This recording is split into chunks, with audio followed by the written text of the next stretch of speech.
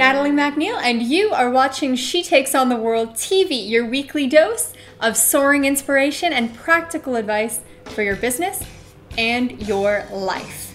And today we are talking about total niche domination. And I've got a special guest today. I love special guest days on She Takes on the World TV. And joining me today is Miss Latham Thomas. And Latham Thomas is a niche dominator. She rules the niche of modern holistic health for expecting mothers. It's a very targeted niche, and we are going to talk to Latham all about her brand and how she built it. Latham has been seen on the Dr. Oz show and in pretty much every major media outlet. She is a celebrity birth coach, and she's the author of the new book, Mama Glow, A Hip Guide to Your Fabulous Abundant Pregnancy. So let's go to my interview with Latham now.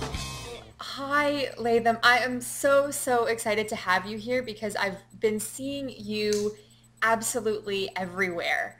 And so I want to start with your company, Mama Glow, and mamaglow.com. And now there's even a Mama Glow book out. Yes. Congratulations on that. So where did the name come from? And is there a philosophy behind the Mama Glow brand?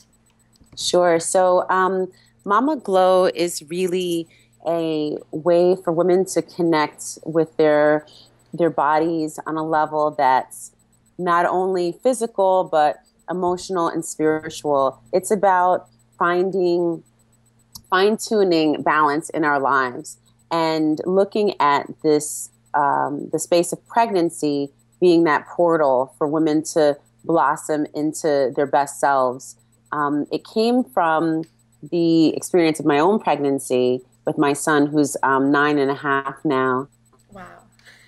And yeah, it's hard to believe actually, but it's really a lifestyle brand that's focused on meeting the needs of busy moms to be who want to flourish in pregnancy, celebrate and empower themselves through this lifestyle change, which I feel like is a rite of passage that every woman should feel sexy, radiant, and beautiful while going through. I love that. And we were talking about this a little bit earlier, but there are so many women who end up starting businesses as well during pregnancy or shortly after or even before in order to get something built up before the baby comes so that they have something of their own to nurture and to earn an income from, which I've been finding is just such a fascinating phenomenon. So I want to get into a little bit about your niche and dominating this niche of holistic health for pregnant women, because I know that you're a nutrition counselor, a yoga teacher, and a doula. So did you start by doing all of that training and then find the niche, or did it start with really having a passion for the niche and working specifically with pregnant women first? It's a really good question. I think that the way people design their methodology really usually depends upon kind of what their earliest needs are business-wise. So sometimes you'll come out the gate and it's like, here's what I want to do. You're excited. For me, it was that I was really excited to help people develop a passion and understanding about how they could embrace healthy lifestyle through food. So my initial entry point was working with people under the umbrella of nutrition, right? And then I saw, wow, that's not specific enough because a lot of people can do that. A lot of people are doing that. And even when I would, speak to people that I knew and they were like, oh, okay, I get what you do. I don't think they still could get it because there's something about when you try to serve everybody that you end up serving no one. So when you actually narrow down your focus and people think, oh my goodness, if I have a single pointed focus and I work with a small population, I'm not going to have work. But you actually end up having more work because your messaging is more targeted. The people that you can draw in are very specific and they're your ideal customer. So instead of having all sorts of random people reach out to you and then you may or may not be able to give service, or they might not be the right type of person to work with, you end up with a very well-edited selection of people who have the mutual understanding that they're going to work and you're going to provide a service and there's going to be results, at the end of it. So for me, I think it was a little bit of that realization that, wow, like if you keep it too wide of a net, there's no filtration really, and you don't necessarily get as much as if you focus on a smaller section. And because of my pregnancy, I really felt like I could meet the needs of these mothers to be. So you already had all this training, and then it was your own experience and your own pregnancy that really made it click for you that, I can apply everything that I've learned throughout this process and apply it to other people. Yeah, and I think along with that is really recognizing what it is that you're great at. Like not something that you're just good at or that you like to do, like something that you love to do. And even if you're good at something doesn't mean you should be doing it. So there's a lot of people who are like great at web design, but their passion is, cooking, right? So just because you're great at the web design, if it's not fulfilling you, then maybe you focus on designing an incredible, website that has interface that has all the cooking stuff that you're inspired by, and that draws people in, and you do all the SEO and all that. But finding ways to use your talents to loop in more customers and also to distinguish yourself in the marketplace. Yeah, so at what point during your pregnancy were you like, wow, I'm really rocking this. Like I feel great.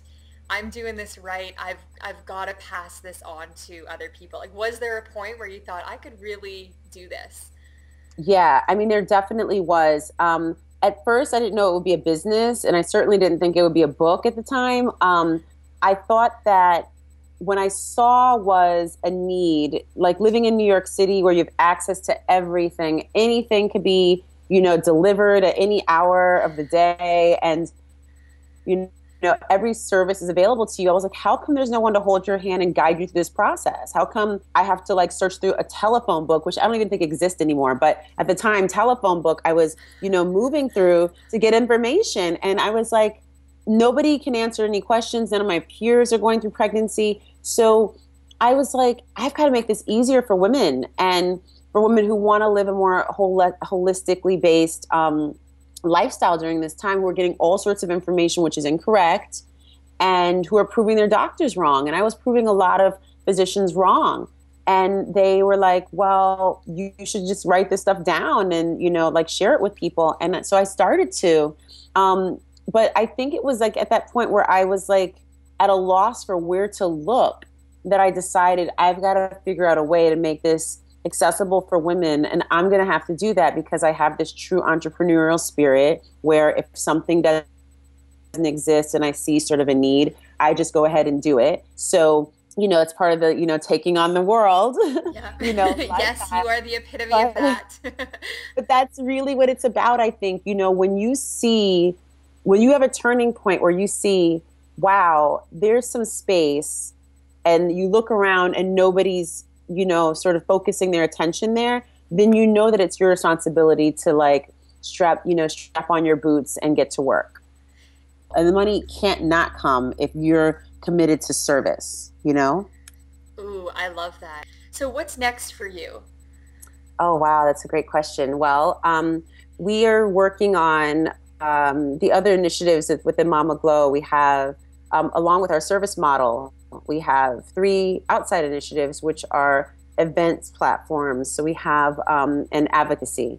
So we have the Mama Glow Film Festival, which we launched with Christy Turlington and Salida E. Banks in 2011.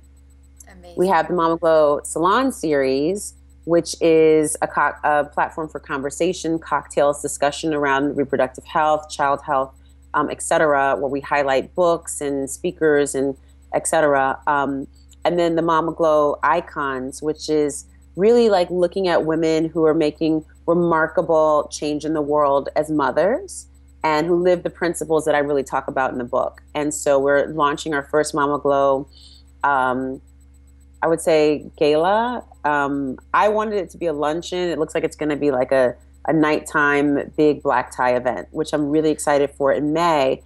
And, we've developed a partnership with Morgan Stanley and a bunch of like amazing sponsors. The book launch we did with Rebecca Minkoff and Fit Pregnancy. So just really finding these like alliances that, you know, where we have the same brand DNA, the same large vision, and being able to work with people who can see that early as we develop as a company and as a movement has been really exciting. And the tremendous work that lies ahead is incredible. And I'm really excited for you all to join us for the ride. So thank you. Oh, this has been fantastic. Thank you so much for speaking to us today. I'm so excited about everything that you're doing. Like I said, I just want to share this book with all my friends who are having babies as well. And I really think this is important stuff. And I think we're going to continue to see you as a niche dominator and on top of your game in this niche for a long, long time. And I really look forward to watching you. So thank you so, so much. Natalie, thank you. I'm really, really grateful to be here. Thanks so much, too.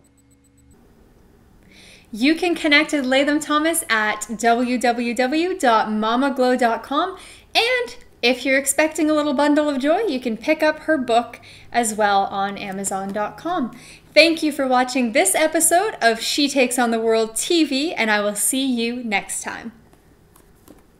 And this week we are talking about something that every one of us deals with, and that is having a comparison complex and always comparing ourselves to others or getting jealous of other people's success.